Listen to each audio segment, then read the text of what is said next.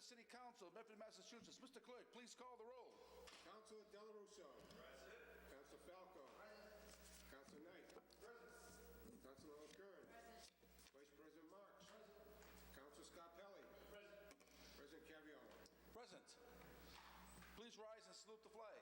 I pledge allegiance to the flag of the United States of America and to the republic for which it stands, one nation, under God, indivisible, with liberty and justice for all.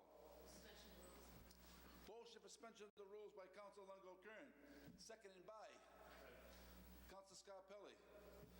Councilor Longo-Kern. Thank you, President Carviello. We do have a resident that would like a few minutes to speak. I know give us an update on what's going on in the neighborhood. Yes. Name and address for the record, please. Yes, my name is Fran Avola. I live at 9 Alfred Street in Medford. I was here a couple weeks ago, and I'd just like to personally thank everybody here for getting this ball rolling in the right direction.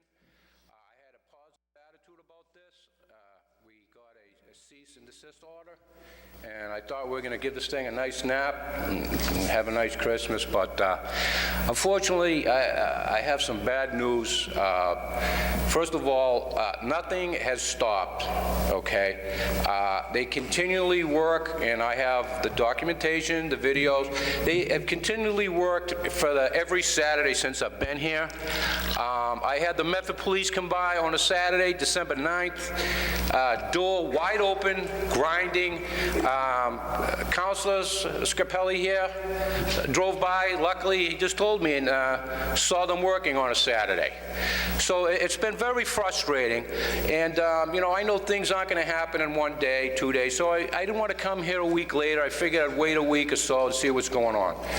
Well, things have gotten progressively worse over there. They're still coming in early in the morning, but now what they do is they park their cars around the other side of the building because thinking that I don't see any cars there, that, you know, they're not working.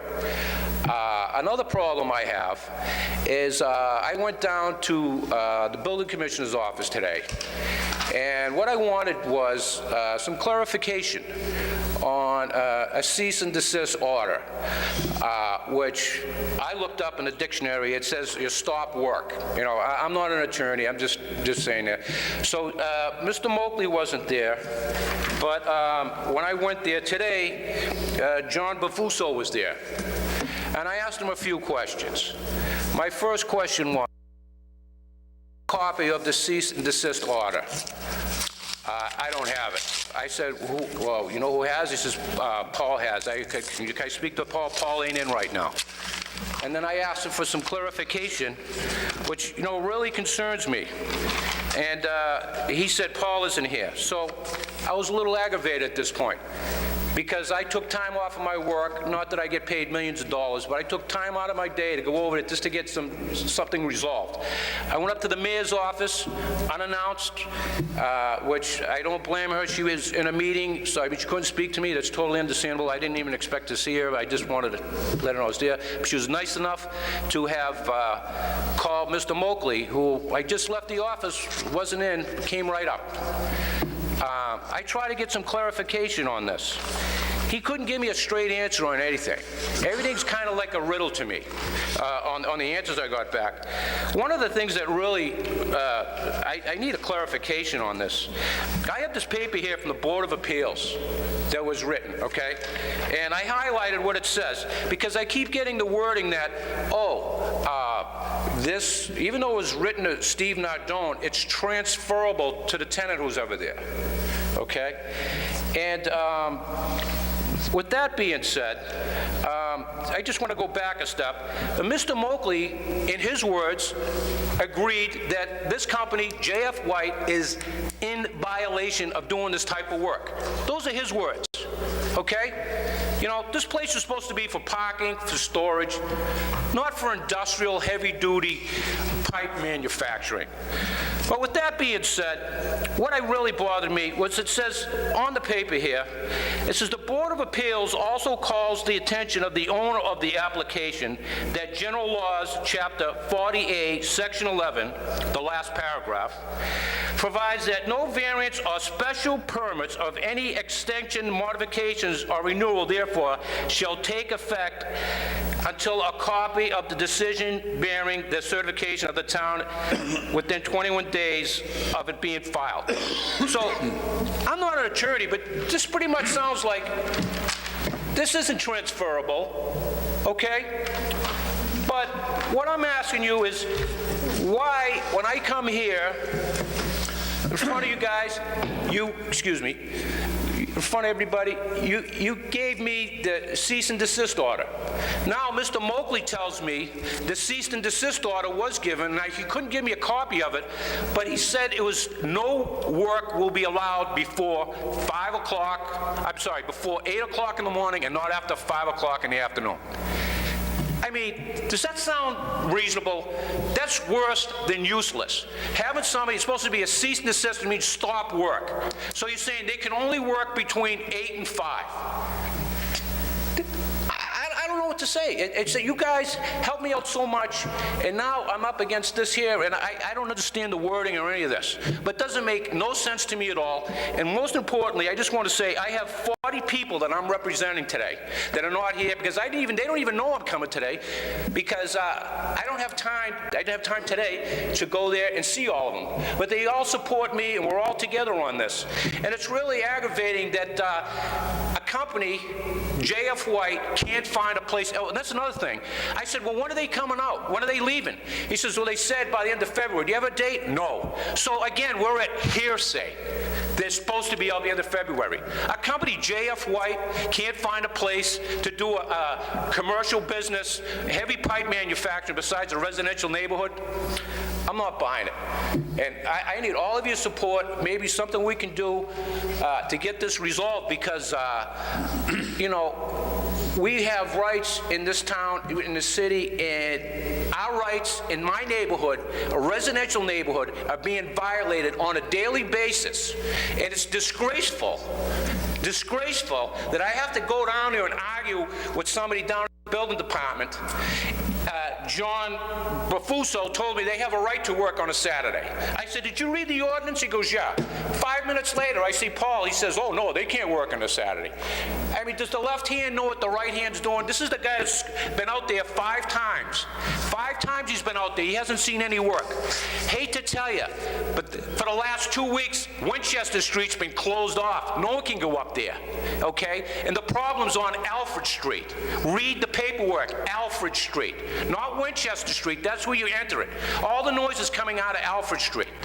So I'm at wit's end here. I don't know why a company is coming into a town that did this here to make money, do their pipe work, and get out, that they have no respect for the neighbors, no respect for the city, and why is the city allowing something like this to happen? I don't get it. I don't get it.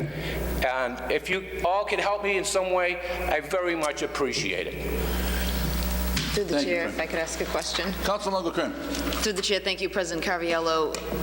So they're working 6 days a week with the door open. Are they still doing work outside, or is it getting Yes, cold? they're still doing work outside. I have video documentation, and what I just like to make it for the record that Mr. Moakley, I saw him up in the mayor's office. I wanted to show him the video. I said, well, they're out there right now. You want to see the video today at 1:30? Here's some more grinding. I mean, I don't want to have to play this for you. I don't want to see it. Of course you don't want to see it. You know? I mean, how can you have a cease and desist order and say they can only work from 8 to 5? Does that sound, seriously, I'm asking you all, does that sound fair or reasonable? That's a slap in the face to me and the 40 other people that signed this paper. Through the chair, it seems to me our 40 neighbors that are dealing with this have a right to be very frustrated and to get a date of maybe February. We all And if, not even something, if. I said, so did they give you anything in stone? Well, they said. I go, so that's hearsay. You know, hearsay. I mean, they're a big contractor. I don't even think they're aware of what's going on, to be honest with you. That's what I think, because I don't think a company that big would want to be embarrassed so much for making fools out of himself in a city, in a residential neighborhood. I just can't believe it. What I can believe is down at that building department that someone's not doing their job. How come he comes by and he sees it, and this guy comes by 5 times when the road's closed on Winchester Street, and he's never seen nothing. I live next door. I'm not even home all day, and when I go home, that's all I see and hear. So, you know, I'm not imagining things, and neither are all the neighbors, you know? Fran, I don't know what to tell you. I'd be happy to meet you here tomorrow at 9 o'clock at the building office and go up there with you with the building inspector. Well, thank you very much. If you'd I like just to do want to that. know that you're well respected by me, and I find that everything you've done was being very disrespected, and I just wanted you guys to acknowledge that.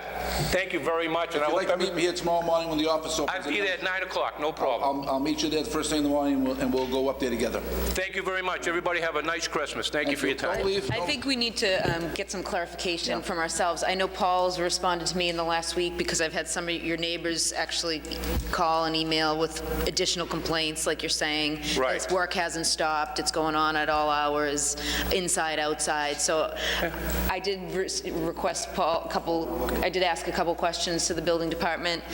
He did answer me back, but you're right. If we asked for a cease and desist, why are they allowed to Well, more still importantly, operate? what I'm concerned, can anybody get a clarification on if this ordinance was specifically for Nardone Electric, okay? And he doesn't operate the property. And it says right in here that this can't be changed by anything unless it's in 21 days of writing. How is this happening? I don't get it. I don't get that at all. Maybe we could give that I'm not an attorney. Maybe we could give that to our messenger and get an opinion from our city solicitor, and if that's the case, if it's non-transferable, then the permit should be pulled, although we voted to cease and desist on this a couple weeks ago. Point of information, Councilor Del Russo. The conclusion was reached some weeks ago by the building commissioner that it's not transferable. He made that clear, and those are the grounds under which he's issued the cease and desist. He's told me otherwise. So it would be my recommendation that we require the building commissioner to pursue this to the greatest extent the law allows him to deal with it. I'll And meet maybe Mr. you can Bola work here that tomorrow on. morning, and we'll get the bottom of it tomorrow morning. Thank you very much. Councilor, you done? For now. Councilor Scarpelli. I was conferring with supporting my colleague when we talked about getting this to the city solicitor. I think that the message is clear. I think that we've all spoken. We support the neighbors. Like I said, we've seen the work and we've mentioned that. So I think that if we can do that, I know it's great that you can come out tomorrow, but I think we need our legal team to work with our code enforcement to make sure both of them are doing what's right. And if we need, then you need to get your the chief of police involved and do what needs to be done for those residents. I think it's very important that all three entities are contacted. Okay. Vice President Marks. Thank you, Mr. President. I agree with my colleagues, but I'd like to take it one step further. I think we need to create an emergency committee of the whole meeting and meet with the city solicitor, as was mentioned, the building department, John Bavuso, and the building commissioner, Paul Moki. Either meet on site or here at City Hall. I would prefer that we meet on site, Mr. President, and this needs to take place immediately.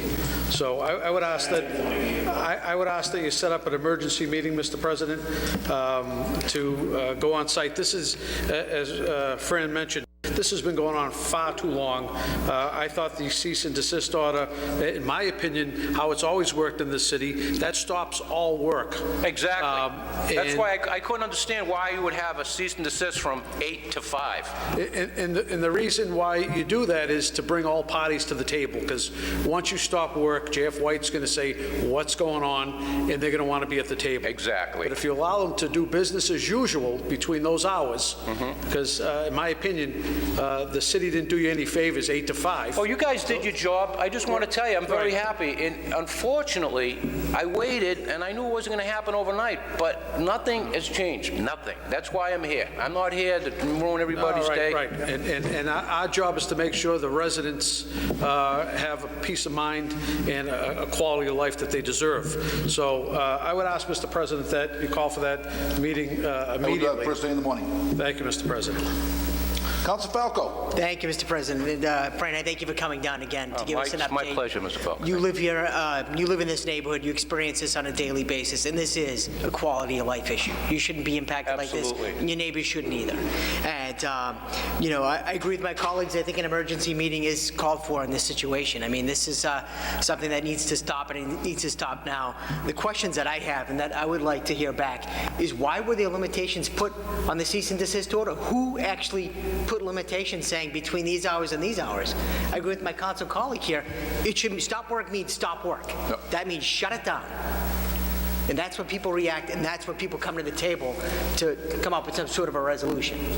February, once you get to February, they're going to say, well, we'll find a new place by March. Well, we We'll find almost new got a place by May. space, but, you know, I'm with you 100%. Exactly. So we need to make sure that, you know, the feet are held, you know, put to the fire and make sure that they find a location, but to also make sure that, you know what, they comply with the law, and to make sure that, you know, you actually can live a nice quality of life in your neighborhood. Thank you. So I'd like to know, you know, who actually you know, put limitations on the stop work order or the cease and desist order, and I also want to find out when it was issued. I know you came down and we actually, Council It Marks. was issued on a Thursday, 2 days after the meeting, which was the 5th, on a Tuesday, the 6th. I think it was issued on the 7th. The 7th? 7th or the 8th. Okay, if we can just get confirmation on that. But I do agree, I think okay, then I think that I do agree that an emergency meeting is warranted, and we should be doing that, so, thank you. Thank you. Thank you. Council Longo Kern.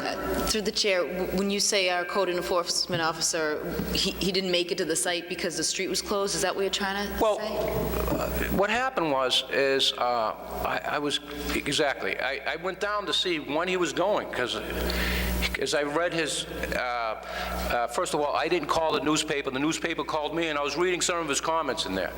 And one of his comments were, oh, it's a noise issue. It has a lot more to do with noise. This is one of the problems. But I've been there on 5 separate occasions, and I haven't seen any of them working. So I went down to get some documentation on what days he was there. And I got like, well, I went down, I couldn't get a straight answer. But I can tell you that for the last 2 weeks on Winchester Street, they've had it shut down except for Saturdays because they're doing all the gas lines there. So where did he go? He couldn't get up Winchester Street. If you went down Alfred Street next to my house, he would see a door wide open with guys there grinding away, you know? Through the chair, I think we need to maybe take a vote to cease and desist the business, go on record at all hours of the day. Just cease and desist. We'll reiterate that we're asking our building department to issue another cease and desist for doing any work on the property, at the property.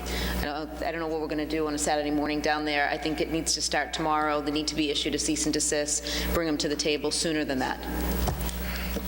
Thank you. Fran, if you can give your phone number to Larry. Yes. And actually, if we can meet tomorrow at 8:30, I'll meet you at 8:30. I'm on it like a hornet. I'll be there. I'll meet you at 8:30 tomorrow morning at the building departments. Okay. Thank you, everybody. Have a nice Thank you, Christmas. All right, motion to be brought back to regular business. We have a question, so we hear back what we are going to do. Mr. Clerk? The main motion from Council Falco is who put on the limitations on the cease and desist, and when was it issued, and amended by Council Longo Kern is to issue a cease and desist for all hours of operation. And then we also ask that the city solicitor look into the question of whether or not the license is transferable. Yeah, you have to get him a decision.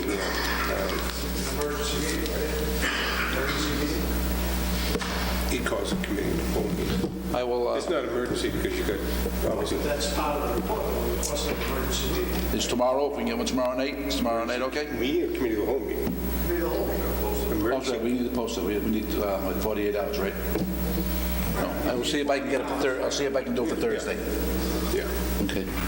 All right, on the motion by Councilor Longo Kern, as amended by Councilor Falco. Falco. Falco got the main motion. On the motion by Councilor Falco, is amended by Councilor Kern. amended by Councilor Kern And Councilor. and Councilor Marks. All those in favor? Motion passes. Motion to revert back to regular business. Motion, orders, and resolutions. 17-800, offered by Council Longo Kern. Be it resolved that the administration update the Medford City Council on what locations snow has been stored over the last 3 years. Council Longo Kern. Thank you, President Carviello. We did ask for this resolve back a few months ago when we were discussing, I brought up the issue of dumping snow near Wrights Pond. We did get a grant to help alleviate some of that issue. There was a number of questions that were attached to that question. One was, where have we stored snow as a city? Where does the DPW store excess snow over the last 3 years? And maybe amend it with regards to where we plan on storing snow. Some people say we may have a bad winter. I'd like to know where we're going to store excess snow this winter. Also, we never got a response, and I know the city solicitor was working on it with regards to what the issue concerning Wrights Pond and the grant that was received. So if I can amend this paper to also get a response on, so that's my second amendment, Clerk Finn. First would be, where have we stored snow? Where do we plan on storing snow this year if we do have a bad winter? And my second amendment would just be with regards to the issue of accepting a grant for Wrights Pond. Does that allow us to still limit Wrights Pond to Medford residents only? We were waiting on an answer. I know the solicitor has been busy and did say he was going to try to wrap that up. So I'd like to see if we could get an answer on that. The City of Medford received a grant for work to be done on Wrights Pond. And the question which a number of residents have is, if we accept that grant, can we still limit Wrights Pond to Medford residents only? We had to give back a grant in prior years before I was a counselor. We had to give back, I believe it was a state grant, because if we accepted that grant, we'd have to open up Wrights Pond to non-residents. So we gave back the grant. We had the city covered that money. So now a few residents that were around at that point spoke to me with regards to this grant we just received to make sure we can still limit it, because that was an issue over the last year or two. Medford residents fought hard to make sure Wrights Pond remained Medford residents only, and everybody just wants to make sure that still remains the case. So if we could move approval on this resolution as amended, see if we can get our questions answered. This is the second or third time we've asked, and I'd like to prepare accordingly. Winter is coming. We've already had snowfall, and it would be nice to get the questions answered. Thank you. On the motion by Councilor Longo Kern, as amended by Councilor Longo Kern, seconded by Councilor Falco. All those in favor? Aye. Motion passes.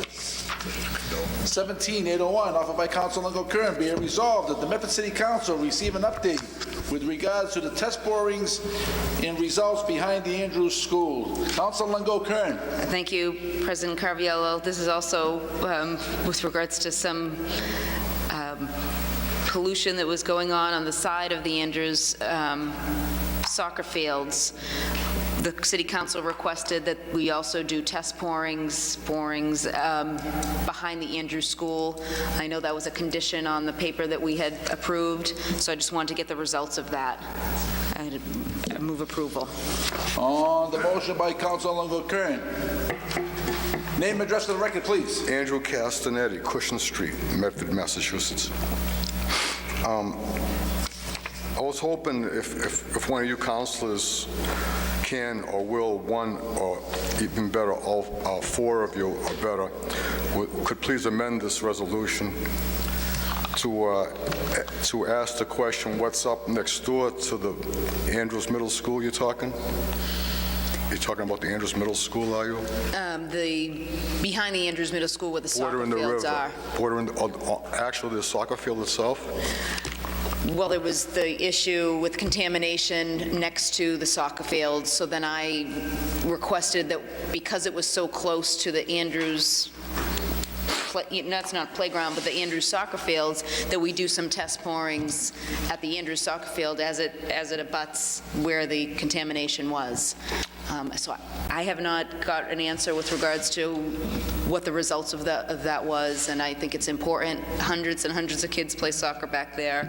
It's something this council voted in favor of, I believe 7-0, to do some test porings there, and I'd like to know what's going on. I think it's great. I think you have great common sense and great courage to ask that question. I would like to ask if you could amend this to add next door to that piece of land, which is bordering behind the Douglas Andrews School. I believe that section of land is from behind the Douglas Andrews School to the Medford Riverside Yacht Club. And I believe it has, as I say in the real estate business, a dirty 21E, which means contaminated soil with arsenic possibly and other chemicals. And it's been cordoned off for over a year.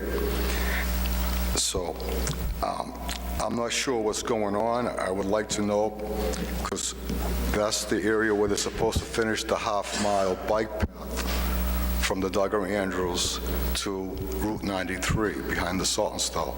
It does not exist, and that's where I had my bicycle injury. I had my concussion and broken hand. So I would like to get this half-mile of flippership bike path connector done. It's the only half-mile that's not completed out of the 10 or 20 miles from West Medford, Arlington, all the way to the MBTA station at Assembly Road, mind you. Yep. I would think it should have been done in the center of the square before to West Medford, Arlington, and also towards McDonald Park and towards Assembly Road. The center of the square does not have it. This has a dirty 21E, I was told, and it's bordering behind the Douglas Andrews. So if you're going to ask that question again, I would like for you to amend it and also ask about the bordering area where the kids play soccer.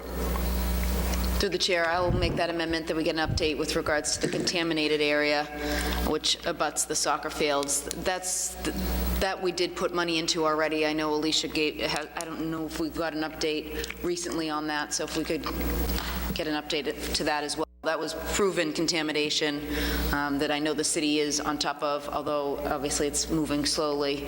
But we did appropriate money to do the first stage that Ms. Hunt wanted to do, and this came actually as a request or a condition in order for us to award that money. So hopefully we can get an answer on both. I hope you can pass the amendment also. I thank you very much. And if I may, if it's okay, I'd like to say Merry Christmas. Merry Christmas. And have a good New Year to everybody else. Thank you. On the motion by Councilor Longo-Kern, as amended by Councilor Longo-Kern, seconded by Councilor Scarpelli. All those in favor? Aye. Motion passes. 17-802, offered by Councilor Knight. Be it resolved that the Office of Diversity and Inclusion conducted assessment of the number of the handicap parking spots accessing Wegmans and provide the council with its findings. Councilor Knight.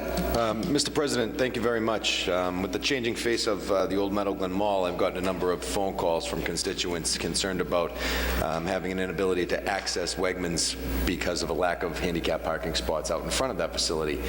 They'd say down at Marshall's and down at Kohl's, there's ample amount of parking, but over in the center of the plaza, they're having a difficult time finding some spots. So I'm asking the Office of Diversity and Inclusion, the new name of the Diversity Office, to take a look at this, Mr. President, and see if they're in compliance with the city ordinance and if we can take any steps to work with Wegmans to put some more spots in closer to the... That would be New England Developments. New England Development. You want to change that to New England Developments? Well, I think that actually what I want them to do is take a look at actual Wegmans and spots accessing actual Wegmans. So why don't we contact both of them? All right? New England Development is actually, Well, actually, all I want right now is for the Office of Diversity to go out there and see whether or not they're in compliance with our ordinances, and if they are, they are. If they aren't, they aren't. Then we can take the next step. On the motion by Councilor Knight, seconded by Councilor Delarusso. All those in favor? All right. Motion passes. Motion to take... Motion to take papers in the hands of the clerk. Motion by Councilor Del Russo to take papers in the hands of the clerk. All those in favor? Motion passes. Offered by Councilor Falco. Be it resolved that the administration contact the owner of 101 George P. Hassett Drive to have them board up the open windows on the property in the interest of public safety. Councilor Falco. Thank you, Mr. President. I was actually on the way to work this morning and coming on the on-ramp onto 93 and driving by 101 George P. Hassett Drive. The address is 101, but you can see the building is boarded up, but in the lower half of the building towards the basement, there is the boards have fallen off the building, and the windows are broken, and the whole bottom half of the building is exposed. So anyone can get in there, kids, homeless people, I mean, anyone has access to it. So it's a bit of a safety concern that needs to be addressed. So if we could have the administration reach out to the landlord of that building to have that boarded up immediately, I'd greatly appreciate it. And if I could further amend the paper to basically get some sort of an update from the landlord as to what they plan to do with the building. I believe it's going to be a hotel, or at one point we were told it was going to be a hotel, but maybe get an update on the timetable. So. Thank you. On the motion by Councilor Falco, was amended by Councilor Falco, seconded by Councilor Knight. All those in favor? Aye. Motion passes. I regret I passed over something on the agenda. 17799. Report of the Committee of the Whole meeting, December 12, 2017, to review and discuss the fiscal year 2018 real estate tax allocation. Motion to accept the committee report, Mr. President. Motion by Councilor Del Russo to accept the report, seconded by Councilor Knight. All those in favor? Aye. Motion passes. Mr. President, if we have a lapse in a moment, may I introduce something by way of discussion? Yeah, I'm sorry? I have one more. Okay. Offered by the entire council, be it resolved that the Medford City Council extend its deep and sincere condolences to the family of Joanne Abbott, who recently lost her battle with cancer. Joan was a long-time city employee and worked for the Registrar of Voters and later for the building department. She will be missed in this building and throughout the community. And if we could rise for a moment of silence in her honor.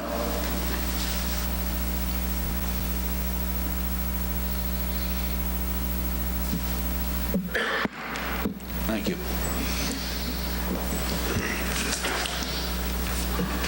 Councilor Knight. Mr. President, looking at the agenda here, we have paper 17590, 17433, 17606. They're all going to be due for their reviews, whether it be a 60-day or 180-day or a 90-day review for signage, Mr. President. Where our December 26th meeting is canceled, I'd ask that we mark these up for this January 9th meeting. Okay. On the motion, Councilor Knight, that we mark these three papers up for the January 9th meeting. On the motion by Councilor Knight, seconded by Councilor Falco. All those in favor? Aye. Motion passes. Mr. Clerk, if you could please make that recommendation for the thing. Do you want these individuals here for the January 9th? Yeah, yes. No, they don't have to appear. Yeah, they don't have to reappear. Councilor Russo. I don't want to belabor our time here, Mr. President, and thank you for this indulgence. The mayor had appointed me some months ago, weeks ago, to be one of the representatives of the community to the ongoing Green Line Extension project. The project is entering a new phase. They're due to begin construction in the near future. This will be a process that I think will unfold over the next 2 years as far as working on the station, the tracks, the rail beds. In many ways, construction and pre-construction has already begun. We met with the project manager from the MBTA, the assistant manager, and many of the community outreach people and representatives from Medford, Somerville, Cambridge, and related constituencies. I'll continue to keep the community up to date, but we And I'm going to continue to urge the mayor to find resources available on behalf of the administration and the citizens of the community to have trained representatives and people who are adept at development and planning issues at the table with us. This is going to be a project. I urge people, if they wish to reach out to me by email, to do so if they have any concerns about the project as it moves forward, as far as accessibility, issues around the structures and material of the construction, and also urge people to make their opinion known to the mayor's office as well. We had representative also from citizens present.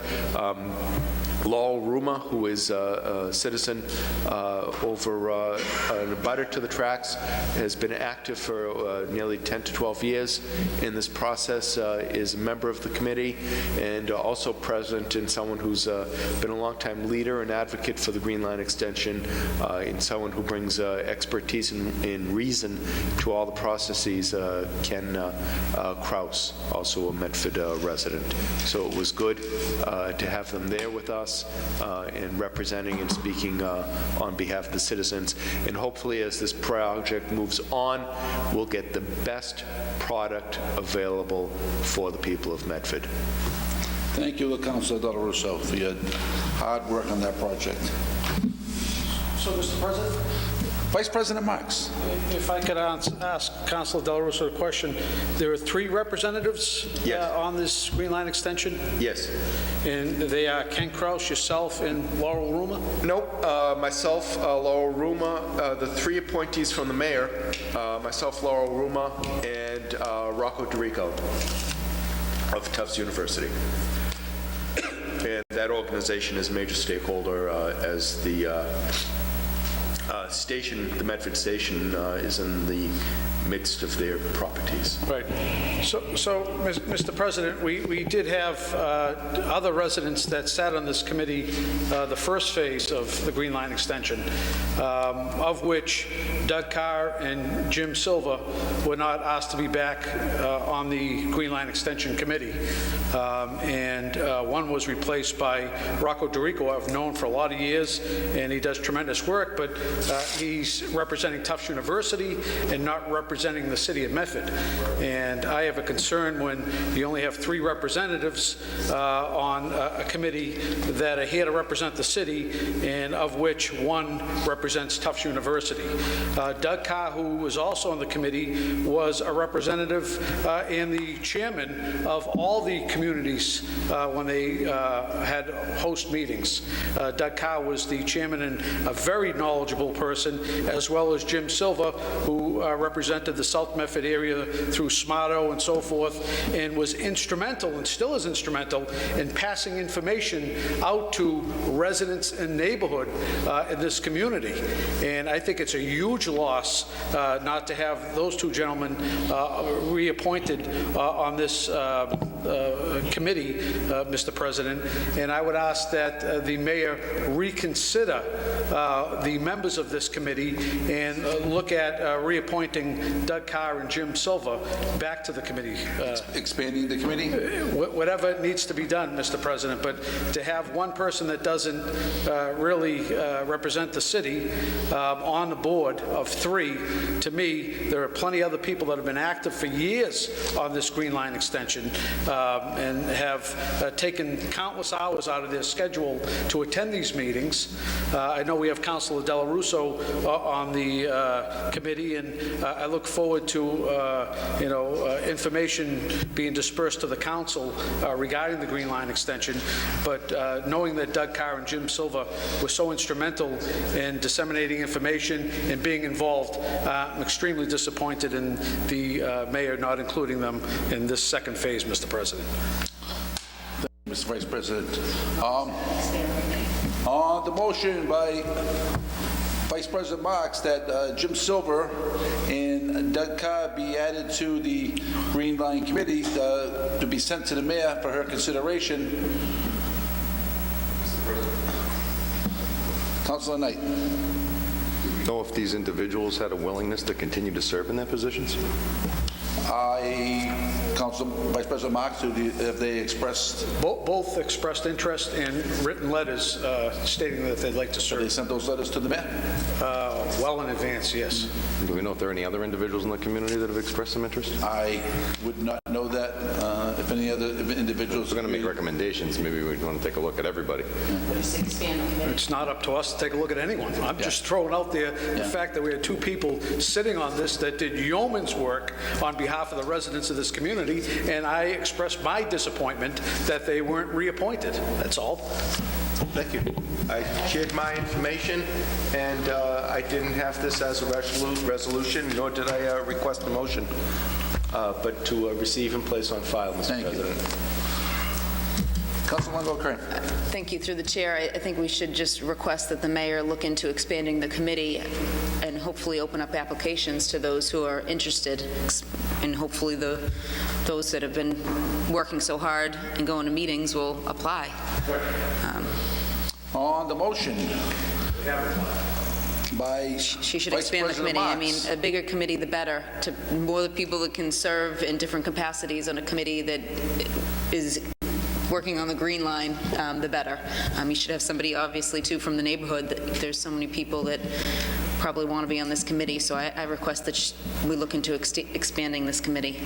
On the motion by Vice President Marks that we request that the mayor expand the Green Line Committee, seconded by Aye. Council Longo Kern. All those in favor? Motion passes. Do we have any further business this evening before we adjourn? Happy holidays to everybody. Hearing seen none, I think on behalf of all my city council colleagues and everyone in the building, I wish everybody Merry Christmas, Happy Hanukkah, that's Happy right. Holidays, and a safe New Year. Before the records are called, We're not done yet. before the records are called, if I may, Councilman Kern. just want to let the public know, Councilor Knight and I want to let the public know that there's a public hearing notice, City of Medford Community Development Board for February 7th, 2018. They shall conduct a public hearing on February 7th, 2018 at 6 p.m. in room 201, City Hall.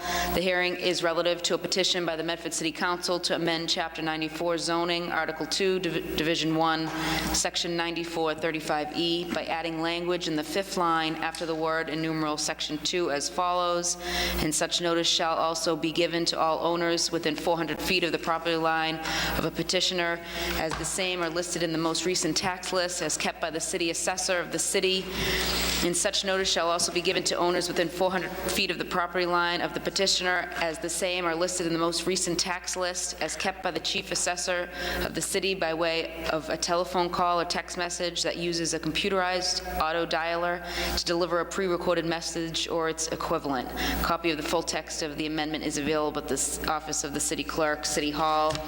And I know that Clerk Finn did get the language that our city solicitor helped us draft last week. So our resolve was amended to state that the city council suggest or recommend that a planning board discuss a viable alternative for the applicability of this expanded notification, such as applying to any projects that are subject to site plan review or conversion of housing units more than presently exist. So thank our city solicitor for his hard work on this and helping us last week. Thank the Community Development Board for holding a meeting in February 7th, and hopefully this is posted and advertised. I'd like to just put a motion out that a reverse 911 call go out with regards to this meeting, if possible. I think it's an extremely important meeting, and the public should be aware of it. On the motion by Councilor Kern that a 911 reverse call goes out for the February 7th meeting. All those in favor? Aye. Motion passes. Records of the meeting of December 12th, 2017 were passed to Councilor Kern. Councilor Kern, how did you find those records? I've reviewed the records, and I find them in order, and I move approval. On the motion by Councilor Kern that she found the records in order, seconded by Councilor Del Russo, motion passes. Again, happy holidays to everyone, and Merry Christmas to all my councilors and people of the city. Motion to adjourn by Councilor Knight, seconded by Councilor Falco. All those in favor, aye. Motion passes. Merry Christmas.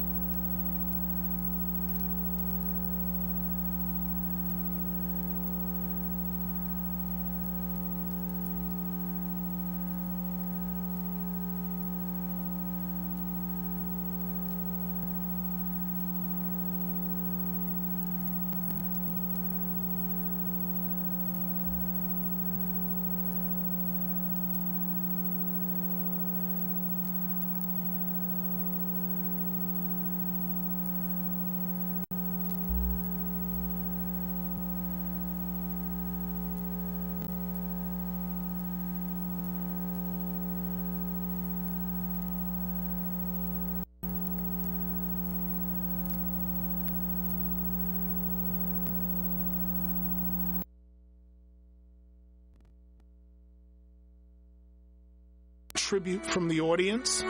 It was just a tremendous feeling of, in my opinion, pride. Pride in knowing that I'm a part of something that has given people tremendous joy. So people are smiling, even amongst all this sadness. People are smiling. Even as the performers hug each other, hug their children, babies in arms in the ring, they're also smiling.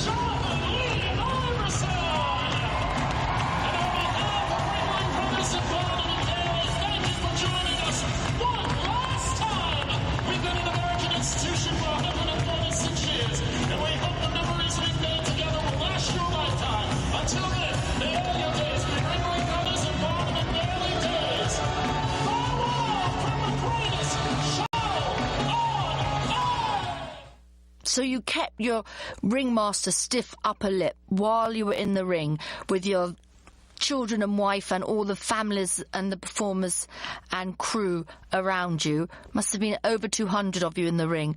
But when did you break? I haven't. Not a quiver? Not a wobbly lip? Not a single tear. It was so busy after that because there was a lot of hugging and kissing and picture taking backstage.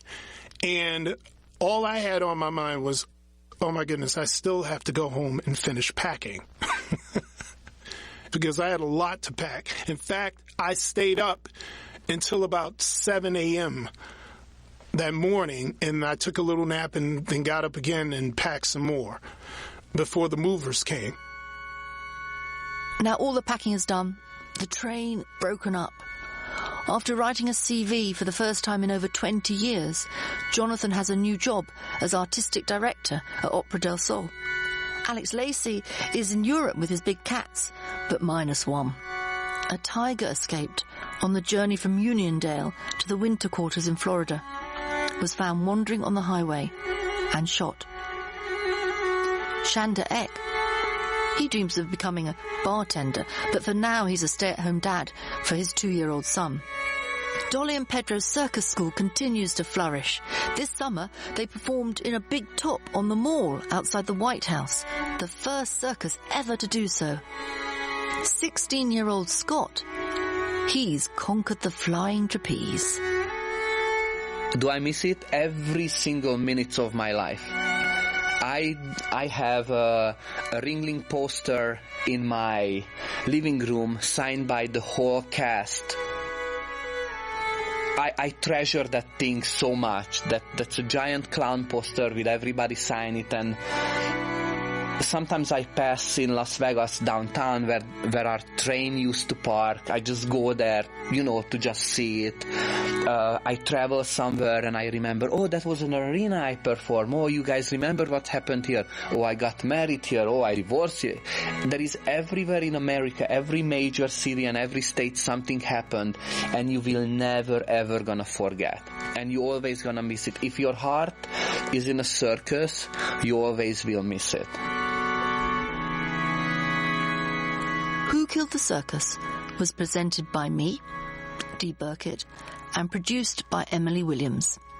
It's a Whistledown production for the BBC World Service. This is the BBC World Service, where Ocean Stories continues. The boundless deep under Evening Star. It covers more of an area than all of our land masses put together. A flood that bears us far. It doesn't matter what you do in England or China or anywhere, it's going to affect another country. Ocean Stories at bbcworldservice.com/ocean stories. You're listening to the BBC World Service. Our Latin America online editor is Vanessa Bushluter, and she is... Let's speak now to our Moscow correspondent, Steve Rosenberg. And Steve, our correspondent, Bethany Bell, has been following the UN talks. Our South America correspondent, Katie Watson, spoke to us from Sao Paulo. At bbcworldservice.com, this is the BBC World Service, the world's radio station.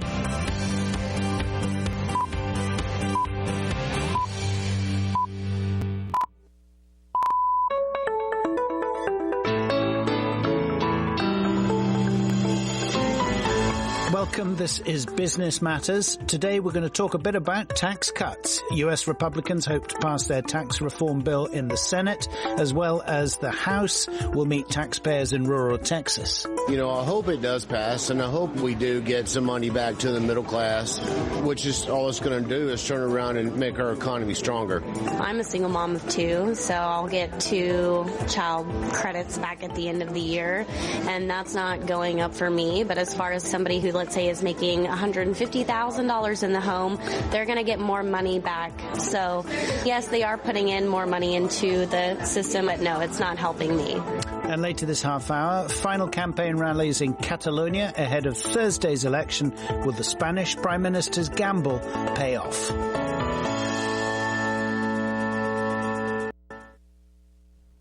Hello, I'm Marion Marshall with the BBC News. US senators are debating whether to approve a bill that would see the biggest overhaul of the country's tax system in decades. A vote in the Senate is expected in the next few hours. However, final approval will have to wait until Wednesday, as the bill is being sent back to the House for procedural reasons, as David Willis reports from Washington. It passed the House of Representatives this afternoon, a lot of celebration there, only to go to the Senate, where it was found that some of the wording didn't conform with the requirements in the Senate. It now has to go back to the House of Representatives for another vote. So that vote will take place tomorrow morning, and it's likely to go to the President for signing perhaps later that same day. President Trump, of course, will be very, very pleased to get his hands on this piece of legislation. It's the major legislative victory, assuming all goes well with those 2 votes, of his time in office thus far. The defeated candidate in presidential elections in Honduras, Salvador Nasrallah, has accepted an invitation for talks with President Juan Orlando Hernandez.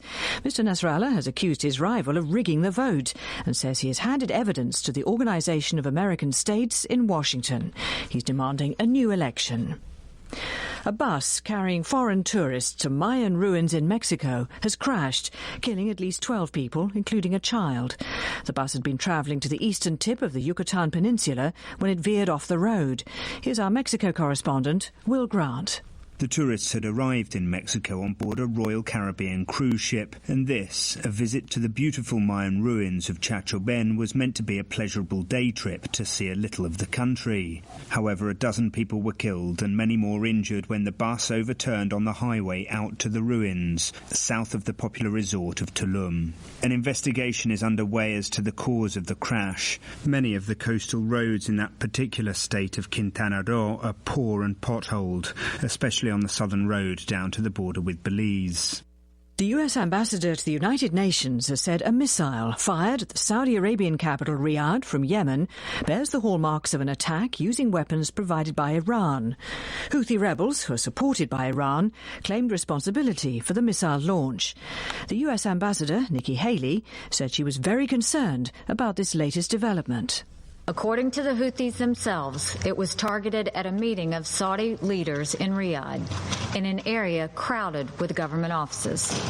Thankfully, the missile was intercepted before it could hit its intended target. But the very fact of this attack is a flashing red siren for this council. It is only a matter of time before one of these missiles hits the target. World News from the BBC. The United Nations Refugee Agency has said it's stepping up its operation on the border between Cameroon and southeast Nigeria. Thousands of Cameroonians have fled from their country after clashes between security forces and pro-independence groups in Cameroon's English-speaking region. Tensions between the English-speaking minority and the government, which is dominated by Francophones, have escalated in the last year.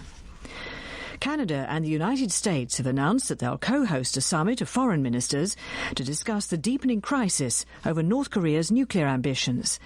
The Canadian Foreign Minister, Chrystia Freeland, and the visiting U.S. Secretary of State, Rex Tillerson, said the meeting next month would include envoys from Japan and South Korea. It will consider how to improve the effectiveness of the current pressure campaign against Pyongyang. After forming a coalition with a far-right party, Austria's new Chancellor has travelled to Brussels to reassure EU leaders. Sebastian Kurz, who leads the Conservative People's Party, has entered an alliance with the Eurosceptic and anti-immigration Freedom Party. Speaking in Brussels at a news conference with the President of the European Commission, Mr. Kurz said his government remained a committed EU member. We want to contribute to a strong European Union. We would like a European Union which will be stronger when it comes to the big issues and at the same time stands back when it comes to smaller issues, where member states or regions are well equipped to make decisions. I do appreciate that over the past few years there's been an effort to reduce legislative initiatives. An investigation has been launched in India after a metro train crashed through the walls of a station in the capital Delhi during a trial run. The incident took place just days ahead of the planned inauguration of the new line by the Prime Minister. There were no passengers on the train. Trains on the new line are planned to be driverless. BBC News.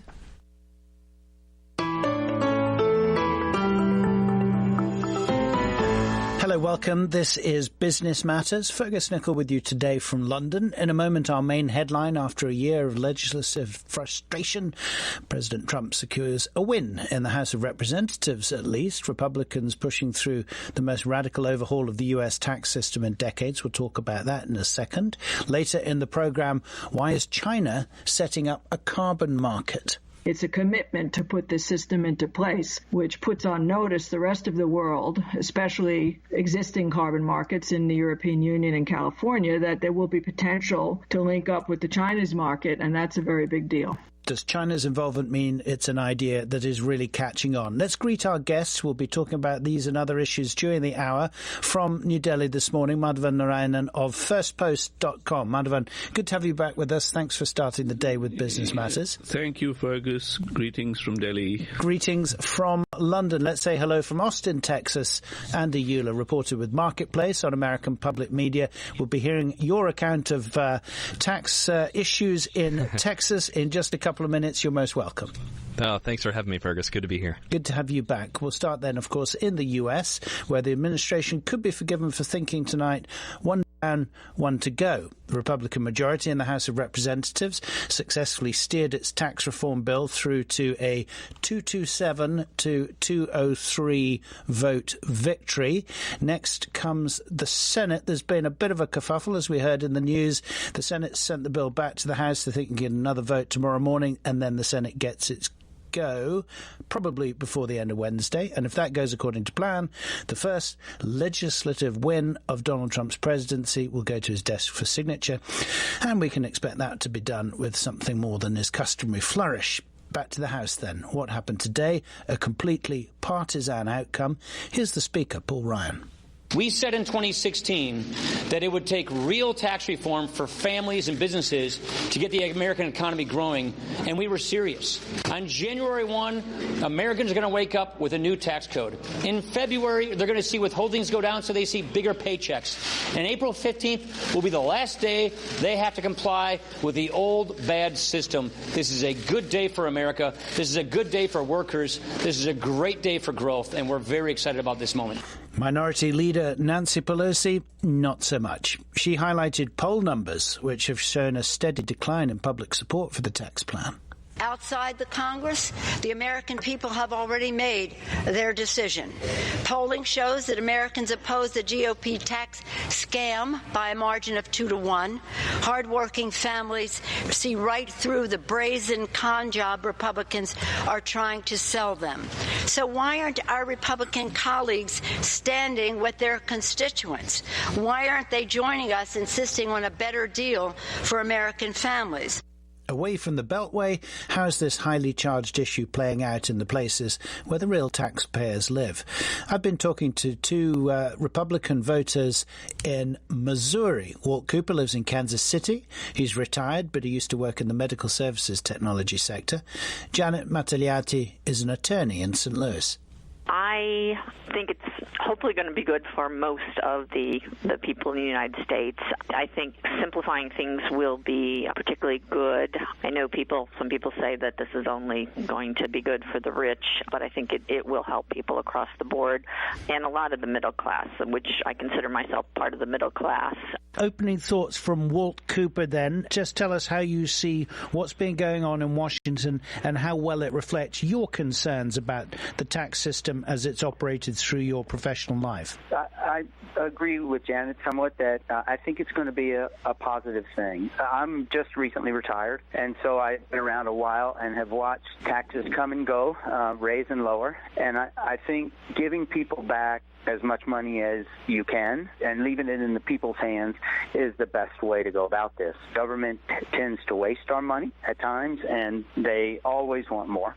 And so I believe that if we do get some meaningful tax relief, I think it's going to be positive for our economy. So when we heard Speaker Ryan say on Capitol Hill earlier on Tuesday, this is giving the money back to the people, you're all for that because you think the government doesn't spend it right? Well, I don't know of any government that spends it right. And I think we have so many examples of a government continuing to, they're one of the largest employers in the United States, and they've never cut back on anything ever as far as I can remember. And really, this is not, it's a tax cut, but it's a little bit of a misnomer in my mind because they continue to talk about deficit that'll create and continued conversations about paying for the tax cut. So when you use the term paying for the tax cut, that to me that's code for, well, the government needs just as much money as they always did. So what I would really like to see is not only a tax cut, but the government being forced to tighten their belt to say, we're going to give people back some of their money, and the government itself is going to run on less. I agree with Walt that I think the government doesn't spend our money wisely in many cases. I know certain things have to be taken care of, but just like a family here in America, when things are tight, you have to tighten your belt and rein things in. And I agree with Walt that I don't think the federal government ever does that. We just seem to increase and increase. So I would certainly like this followed up with spending cuts and things so that we can pay for it. Now, one of my hopes is that in reducing the corporate rate that we can get more businesses back in the United States, since our rates were higher than most other countries, which will help the economy and will help pay for some of this. But I do think we need to do some spending cuts also. Janet, I want to stay with you first and pick up a word you use I think is going to resonate with a lot of listeners in the U.S., and that is simplifying. Thank the Lord I don't have to deal with the IRS, but I have American friends who do, and even the kind of briefing paper to help you do your taxes requires a doctorate, I think, to understand. Tell us about the complexity of regular tax paying and how much harder it gets maybe when you're dealing with wills and all kinds of complicated legal procedures. I mean, it's very complicated, and I would have to laugh as an attorney who does estate tax planning.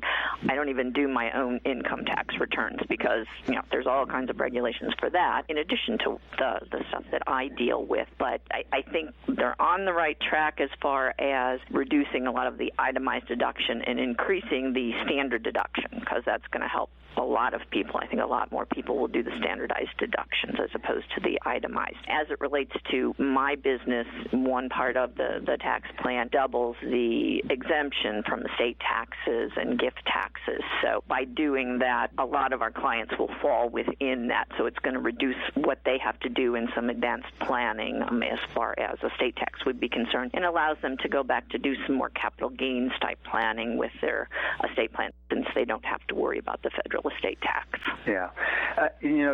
The word onerous just comes to my mind. I have a certified public accountant that's been doing my taxes for 30 years because I'm afraid to do them myself. If you are in my stage of life where you're, retiring and you're thinking about, how you're going to live the rest of your life and live well as best you can on the money you have, one of the things that the CPAs will tell you is you'd better be planning for taxes. But how does the average person do that? There's entire industries in the United States to manage people's taxes. So, that's all you kind of need to know, is it's so complicated that there isn't anybody that knows it all. I think simplification is a wonderful concept. I hope that it is, in fact, real. I know this is a huge document. I wonder whether you can highlight, each of you, maybe 3 things that you think are immediately going to help America in terms of boosting jobs, boosting business, boosting collective incomes.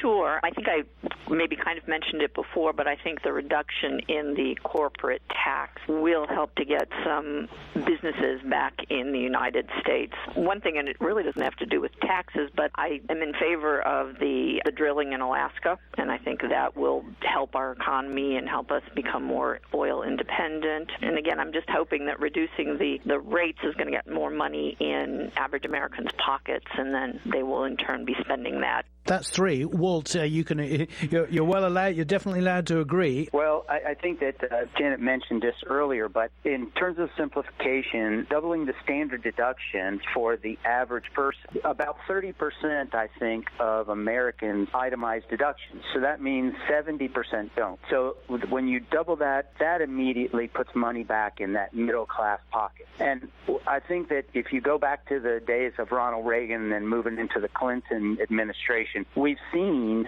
what putting money back in people's pockets does for the economy. So we might get a double whammy with that and the corporate tax rate that I agree that Janet talked about, because there's going to be a lot of repatriation of money coming back in the United States from corporations in here who have that money parked overseas. I think our economy is going to be hot for a while.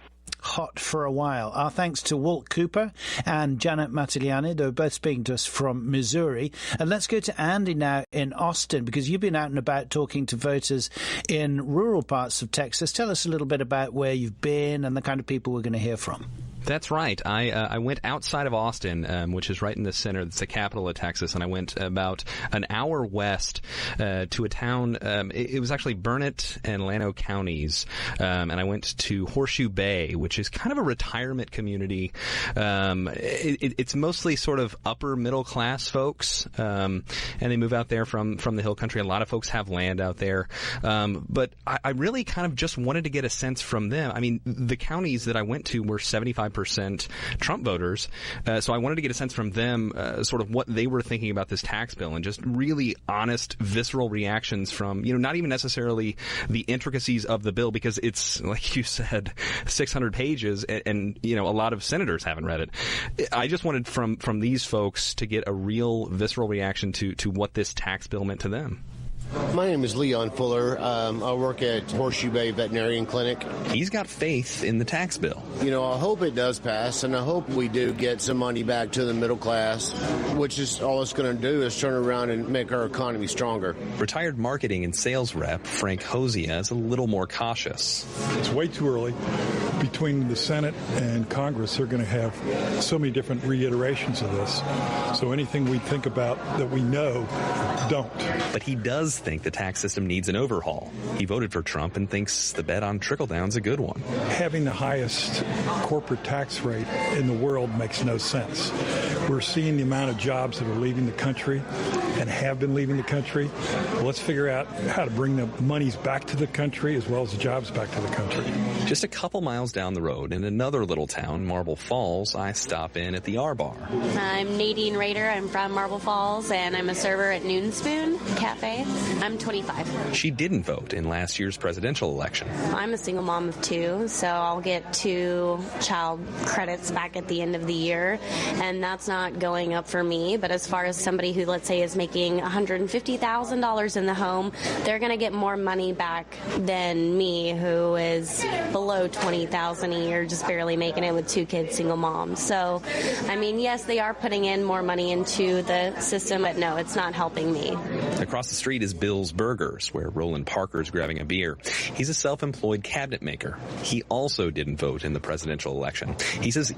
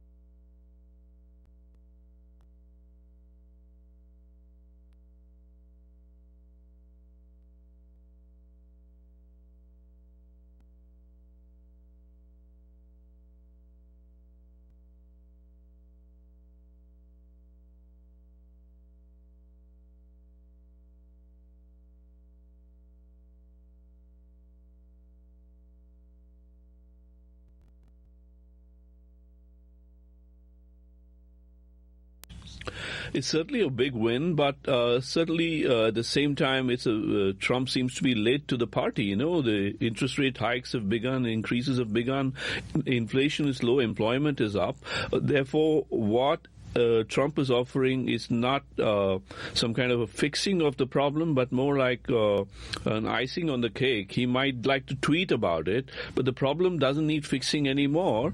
But on the other hand, there are issues related to whether there is a demand in the economy to revive capital, because as of now, last night's report suggests that some industries may not really gain, whereas some others will. And looking at a higher perspective, the real threats to jobs haven't gone away yet. You know, the middle class may get money back, but what about the Rust Belt? You know, there are robotics coming in. There is 3D printing. These are technological issues that can't be simply solved by a silver bullet like a tax plan. I want to ask, can I just ask you a quick comparison question? In fact, it comes in 2 parts. One is about the bureaucracy and the complications of filing for the IRS, which we heard about from Janet a moment ago. So let's do that bit first, and tell me how that plays out in India, then I'll get on to the other thing.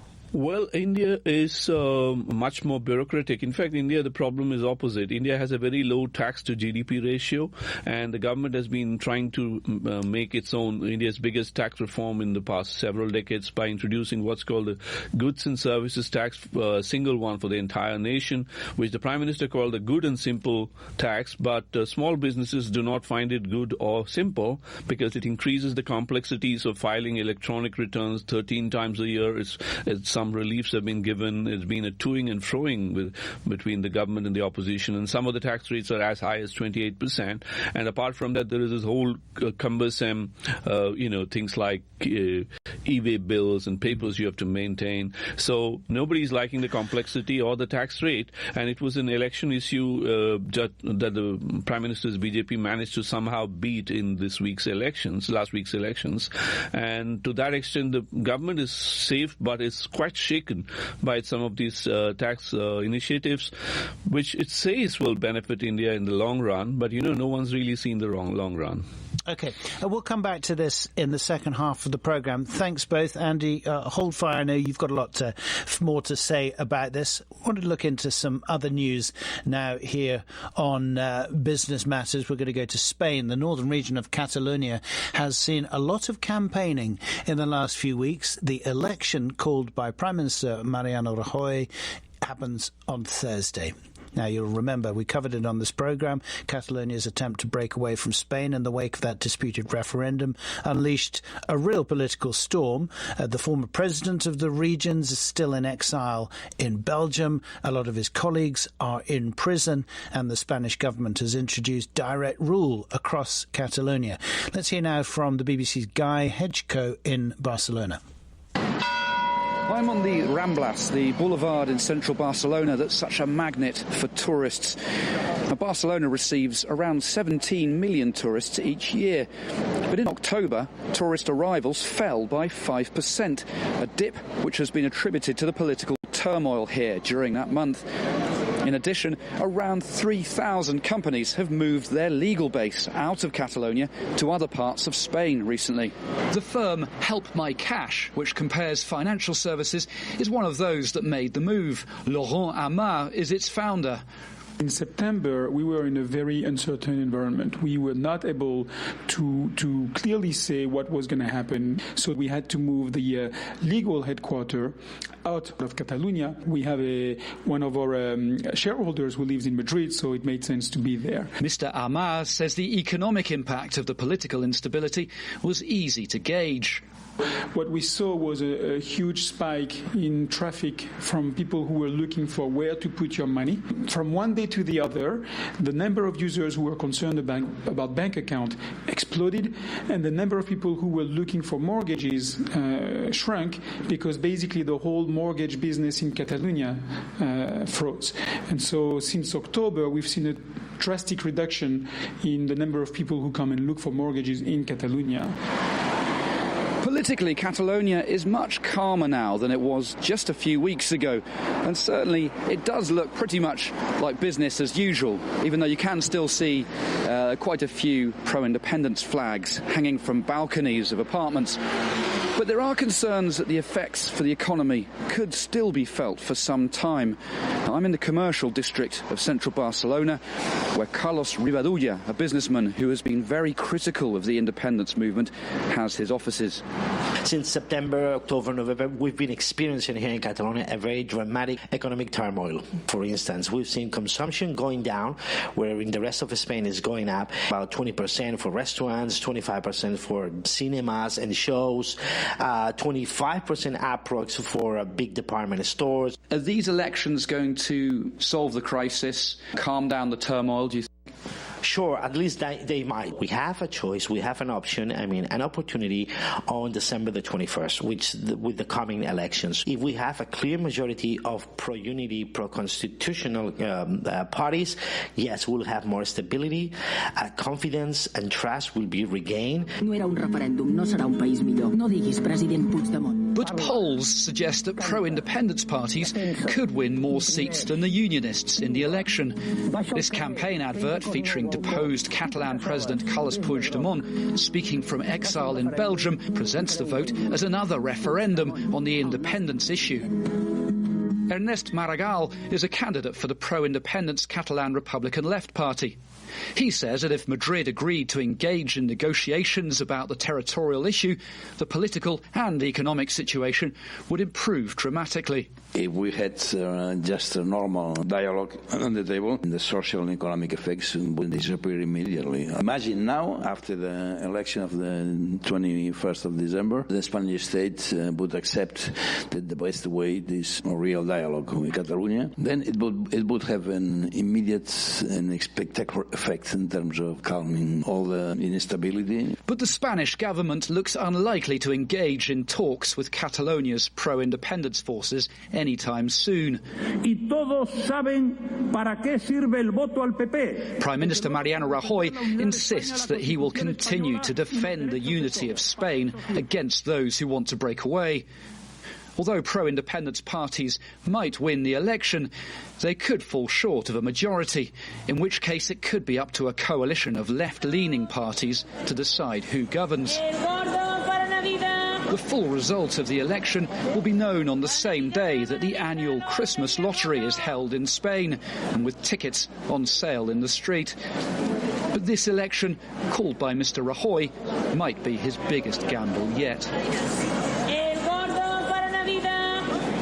Guy Hedgecoe reporting from Barcelona. Of course, from Thursday on, we'll be bringing you results of that election in Catalonia here at the BBC World Service. Much more to come on this edition of Business Matters. Before the end of the hour, we're going to be talking about the ownership of the Carolina Panthers, why an NFL franchise is political. It's got race politics in it as well. There's the hashtag #MeToo debate involved. It's stirring up a lot of contemporary American themes in one big package, and there is a lot of money at stake. This is the BBC World Service. The news is in a couple of minutes, but first, music. I'm Sahar Zand, and this month's Global Beats features musicians from Iran. It's a country with a long tradition of music. To me, the sound is very fulfilling, very human, and it speaks to my soul. But it's also a place where strict rules are enforced. You have to actually record a video and send it to the Ministry of Culture. They need to know what kind of text you're singing and how you're performing it. From the cool jazz tones of Gulnar Shahriar to the experimental electronic music of Salt.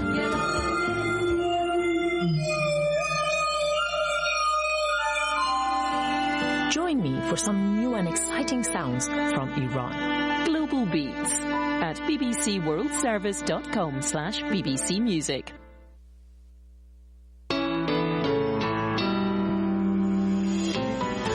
Welcome back. You're with Business Matters. And still to come, China announces a new carbon market. Is it an environmental initiative that's finally catching on? From Oregon, we'll meet the zebra entrepreneurs, business people of a different stripe. And Diddy bids for the Panthers. Will he become the NFL's first black franchise owner? BBC News with Marian Marshall. US senators are debating the Trump administration's tax bill. The House of Representatives earlier approved the bill that would see the biggest overhaul of the country's tax system in decades. If the legislation passes in the Senate, it'll have to be sent back to the House for another vote because of a last-minute procedural glitch. The defeated candidate in the fiercely disputed presidential elections in Honduras, Salvador Nasrallah, has accepted an invitation for talks with the president, Juan Orlando Hernandez. Mr. Nasrallah has accused his rival of rigging the vote and says he's taped evidence of this. 12 people have been killed in the Yucatan Peninsula in Mexico when a bus carrying foreign tourists to see Mayan ruins veered off the road and toppled over. 18 passengers were injured and have been taken to hospital, but they're said to be in a stable condition. Canada and the United States will co-host a summit of foreign ministers to discuss the effectiveness of current measures to curb North Korea's nuclear ambitions. The meeting in Vancouver next month will include envoys from Japan and South Korea. The US ambassador to the United Nations, Nikki Haley, has said a missile fired at the Saudi capital, Riyadh, bears the hallmarks of an attack using weapons provided by Iran. The Saudi military shot down the missile, which Houthi rebels in Yemen say they launched. China has unveiled plans for a nationwide carbon market, allowing companies to trade permissions to emit greenhouse gases within an overall cap. The carbon market will cover the emissions of about 1,700 energy companies. Austria's new Chancellor has travelled to Brussels to reassure EU leaders that his government is committed to the bloc. Sebastian Kurz, who leads the Conservative People's Party, has entered an alliance with the Eurosceptic and anti-immigration Freedom Party, sparking alarm in Brussels. BBC News.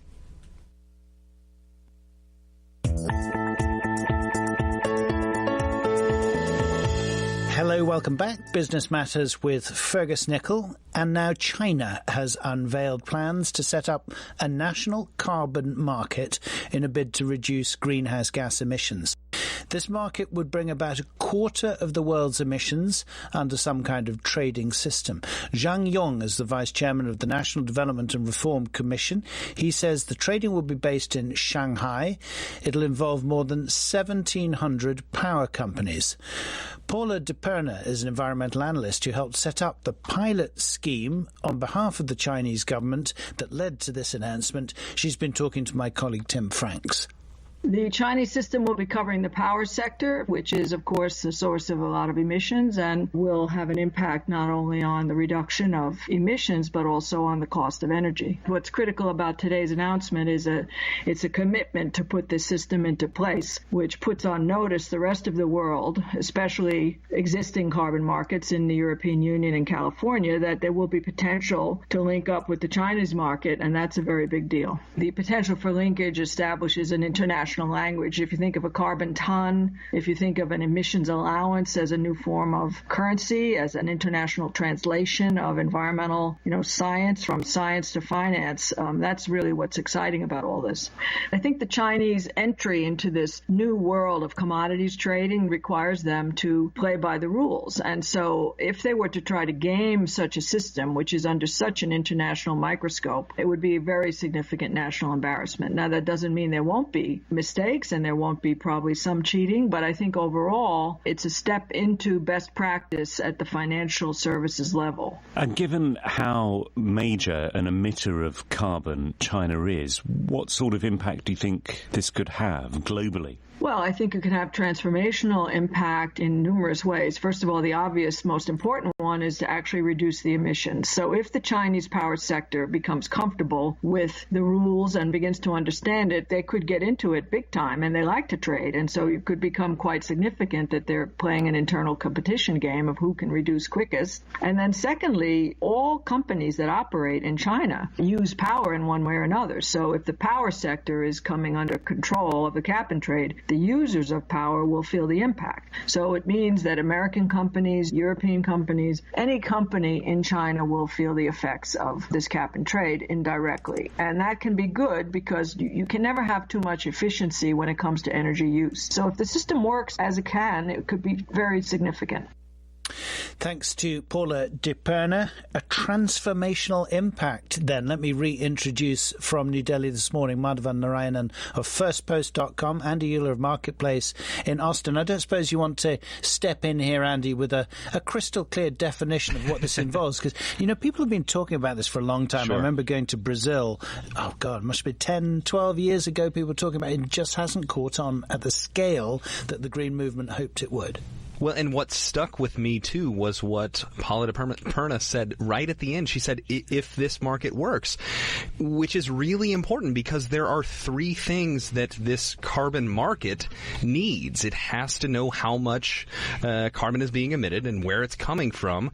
You need to have some sort of registry to figure out where it is coming from and who to hold accountable for that.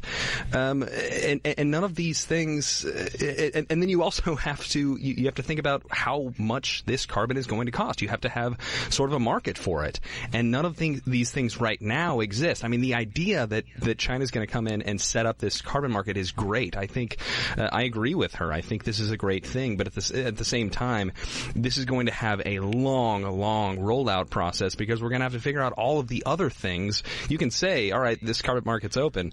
Now we got to figure out how we're actually going to do it. Do you buy the premise, Madhavan, of this as conceptually? Yes, I do, except that look at the challenges in trying to buy something out of someone for something that person didn't do. That's what carbon emissions trading is all about. So it's like buying a vacuum sort of a thing. I didn't do this, so pay me for it. It's a bit of a ransom thing, if you ask me. But there's also the irony that we're talking more of bitcoins than carbon trading, whereas carbon trading is actually producing social and ecological value. Yeah, I was wondering whether carbon trading would ever become as sexy as Bitcoin trading. Yeah, there is a case to make it sexy, but as Andy said, we need to have policing mechanisms to ensure that somebody is actually reducing emissions and therefore is worth paying for that. India took baby steps about around circa 2008 on to list and authorize certain companies to do it. But, the global economic crisis and the collapse of Lehman Brothers took our attention away from climate change towards Wall Street, and everything has been put back by a decade. Now is the time also because this decade has been very good for electric cars and renewable energy, both in India and in the US and elsewhere, and therefore you have this carrot and stick strategy possible where you make some incentives out of carbon trading on the one hand. On the other hand, you have alternatives in form of everything from electric cars to solar energy to switchover. This is a glorious dawn, if I may say so, for what I call green pricing or greenomics, and I do hope the governments move faster on this. My belief is that no government is moving fast enough on this. And Andy, probably the good news about this, with China's involvement, as we're hearing from Paul, it sets an example that the others can buy into and indeed tie into, but it also perhaps stops richer countries kind of effectively buying out their guilt by attributing it to somebody else, playing a market in a fairly cavalier way and buying themselves out of these kind of caps. Well, and it's also this idea that China is now going to be perhaps the global leader in reducing carbon emissions. I mean, the United States, it doesn't feel like that's a priority here. From everybody that you talk to, everybody that you're hearing politically, it doesn't feel like carbon emissions is one of the things that we talk about. I mean, we spent the whole first half of the show talking about tax reform. We're not talking about global warming. We're not talking about climate change. We're not talking about carbon emissions. And so if China's going to step in and be the global leader, I hope, from what it appears to me, that other rich countries are going to pay attention and say, you know what, if there's a market for this, of course the American says, if there's a market for this, we're going to get in on it, because if there is that carbon market, of course America's going to get in. Hold the thought about Bitcoin, by the way, folks, because we're coming back to that before the end of the half hour. This is Business Matters. We are live on the BBC. Now, if you're running a startup in America and you're looking for investment, it helps if you're a man. Between 2011 and 2013, $51 billion of venture capital poured into US companies, but only 3% of that went to companies led by a female CEO. Findings published, by the way, in the journal Venture Capital. If you're female and you're from an ethnic minority, well, then the prospects of raising money get even bleaker. But now a group of entrepreneurs in Silicon Valley is trying to do something about it. The BBC's Rigor Morris went along to the first meeting of so-called zebras in Portland, Oregon. Zebras fix what unicorns break. That's the motto of a movement in Silicon Valley's tech industry. It may sound like marketing nonsense, but the movement is dead serious. The zebras are frustrated by what they see as a lust for so-called unicorn companies. Right now, unicorns is a popular title for companies that are valued at over $1 billion, and Silicon Valley is chasing after these. You know, there aren't a ton in existence, but there are enough to make people kind of gold rush hungry for finding the next unicorn company. That's Jennifer Brandel. She's one of the founders of the Zebra Movement, which aims to change the way tech startups are funded. It's very hard to find investors who aren't thinking about striking it rich, especially because now with technology, companies can scale very quickly sometimes too quickly for their own good.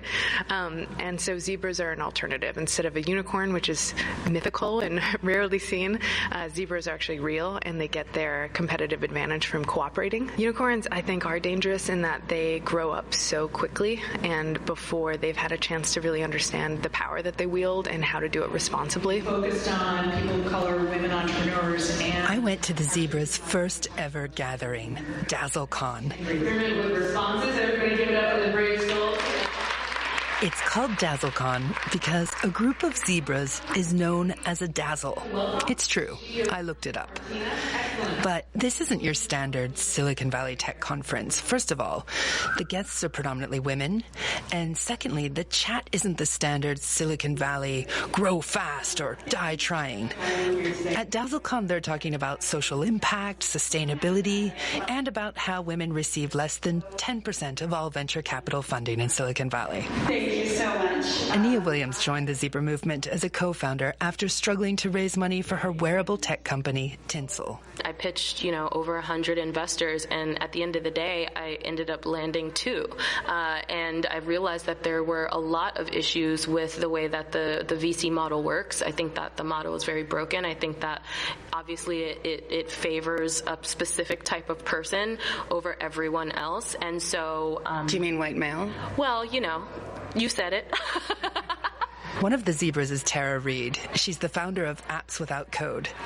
She says the zebra movement is important, but that it could only exist in the tech industry. This distinction between zebras and unicorns, this is only a tech conversation. If you have conversations with any other industry, right, what you want to be is a zebra. That's normal. That's how businesses work. For some reason in tech, we have this different idea of how business works, right? Well, it's because we have these fairy tales of boys in their dorm rooms becoming billionaires. Right, but I think if you hear the fairy tales in other industries, like the fairy tale is Pepsi or Coca-Cola, the fairy tale is some other business that generates profit and distributes that profit. Those are the different fairy tales. So I think outside of Silicon Valley, this is, of course, is normal. So I think the zebra movement will mainly exist in Silicon Valley because that's what the rest of the world is doing. That's the BBC's Riga Morris meeting members of the Zebra Gathering. It happened in Portland, Oregon. DazzleCon 2017 was the title. What's the collective noun for unicorns? At Fergus Nicol, if you know the answer. Madhavan, would this work in India? Do you buy that concept? Well, I just heard an interesting story last week about a venture capital meeting that took place in Delhi, in which an investor bluntly told a woman that he will not invest in a company founded by a lady who would take 6 months off for maternity. So basically, we are looking at asking bungee jumpers to help a blind woman cross the road. I mean, to draw an analogy between, this is about greed and scale and value, and as it could be a very white male thing, but it's about capitalism. So zebra is a great idea. First of all, it creates a wonderful zebra versus unicorn debate to raise awareness on this issue. But I have a feeling that the answers do not lie in conventional venture capital, but probably in 3 other things that are already there. One is boutique investments. The other is impact investment, which is an offshoot of venture capital that looks at social goals rather than economic scaling. And the third would be philanthropy. There's a lot of money going on in philanthropy, and some of those funds could be put into helping minorities and women and entrepreneurs of a different kind so that they can coexist. One of the Silicon Valley's favorite word is ecosystem. Yeah. Maybe there is a category for an ecosystem, but having said that, let me joke that in this whole zebra thing, everything is not in black and white. There are gray areas. Thank you. And the zebras will have to earn their stripes. Okay, pile them in. Wow. That's very interesting. I like the point about social entrepreneurship. That's something we can do in more detail, I think, on this programme in the future. That's a great point to make a marker. Andy, we heard there from the women talking to Regan in Silicon Valley itself, and at that thing going on in Portland, that this is something they're focused on their area. Can it translate across America? I don't know, because it still feels like, I mean, you talk to, we have a technology reporter, a tech reporter, Molly Wood, who talks about, she spends a lot, I mean, she lives in San Francisco and spends a lot of time in Silicon Valley and talks about sort of the ecosystem, like we were talking about, being basically a lot like the priesthood, a lot very male and a lot of white males. And so when you get into these meetings, so many female entrepreneurs are getting into these meetings and then they're not being listened to, or they're just being told no. And is that the VC? Is that Silicon Valley, or is that the VC sector? I mean, It feels like it is sort of the VC sector, and it feels like so much of that money is with a certain set of people who invest in other people that look like them. I mean, it's sort of the idea of shuffling that money around. It doesn't feel like Silicon Valley is much different from other places in the United States where there's a ton of money and there's a ton of really powerful people that are shuffling that money around. Okay. We talked earlier in the program, guys, about Bitcoin, and we're going to talk in more detail now because Asia's been at the forefront of the cryptocurrency craze. Investors in Japan, China, South Korea driving up the price of Bitcoin, Ethereum, and the others. Compared to traditional investments, let alone good old cash, cryptocurrencies are still pretty niche, but the hype seems to have a lot more Asians interested in this market. Now, we've been trying to make connection with our Asia business correspondent, Karishma Vaswani, joining us, we hope, this morning from Singapore.